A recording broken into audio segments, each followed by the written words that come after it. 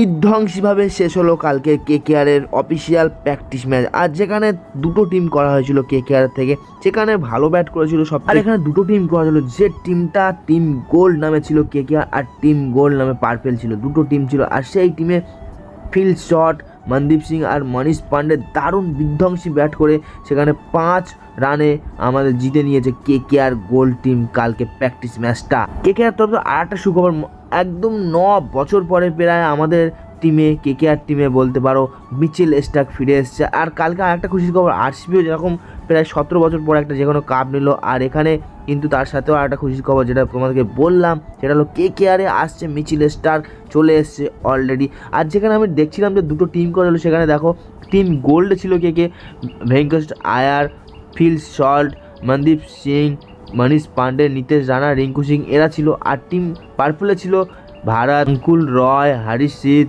চিত্তেশ শঙ্করা, ঠিক আছে, এরা ছিল এরা টিম পার্পেলে। আর টিম দুটোর মধ্যে খুব জবরদস্ত লড়াই হয়েছিল, মাত্র 5 রানে জিতে গিয়েছিল আমাদের কেকেআর গোল্ড টিম। আজকে আমরা এই ভিডিওতে দেখে নেবো একটু যে মিচেল স্টার্ক কীভাবে যোগ দিল আমাদের কালকের যে ম্যাচটা হয়েছিল 17 তারিখে, সেই প্র্যাকটিস ম্যাচে কে কেমন ভালো ব্যাট করলো, কে কেমন ভালো বল করলো, আর কে ফ্লপ গেল, সমস্ত কিছু এই ভিডিওতে তুমি বলে দেবো। আর তোমরা কিন্তু ভিডিওটা প্রথম থেকে লাস্ট পর্যন্ত দেখতে পারো, তার জন্য একটুখানি জাস্ট সাবস্ক্রাইব করে পাশে থাকো।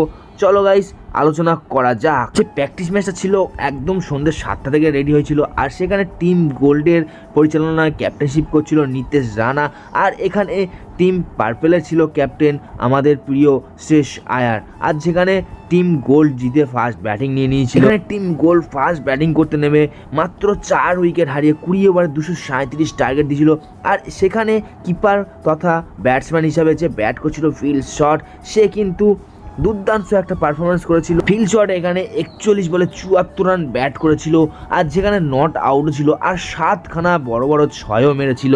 আর তারপরে টিম গোল্ডের ক্যাপ্টেনেরও ভূমিকা ছিল, যেখানে নীতিশ রানা মাত্র 32 বলে 50 রান ঠুকে দেন, আর 4-4টে ছয়ও মারেন বড় বড়। আর এখানে রিঙ্কু সিং এরও দাম দেখো, এখানে power of the bat Rinku Singh, সেখানে 16 বলে 32 রান ঠুকে দেন। আর রিঙ্কু সিং এর এখন কেকেআর বিরাট ফ্যান, আর রিঙ্কু সিং এর জন্য একটু লাইক করে দাও ভিডিওতে। আর এদের এত ভালো ব্যাটিং এর জন্য টিম গোল্ড এখানে 237 রান করেছিল 4 উইকেট হারিয়ে। সেখানে ব্যাট করতে নেমেছিল টিম পার্পল, যেখানে তারা মাত্র 232 রানই করতে পেরেছিল। আর যদি একটু ভালো করে টিম পার্পল ব্যাট করতে, তাহলে 5 রানে হয়তো জিতে দিতে পারতো। যেখানে টিম গোল্ডের ব্যাটসম্যান ওপেন ব্যাটসম্যান যা ফর্ম দেখছিল, সেখানে টিম পার্পলের ব্যাট করতে নেমেছিল ওপেনে কেএস ভারত আর শ্রেয়স আয়ার। কেএস ভারত মাত্র 3 বলে 1 রান করে, আর শ্রেয়স আয়ার এখানে 23 বলে 22 রান করেছিল।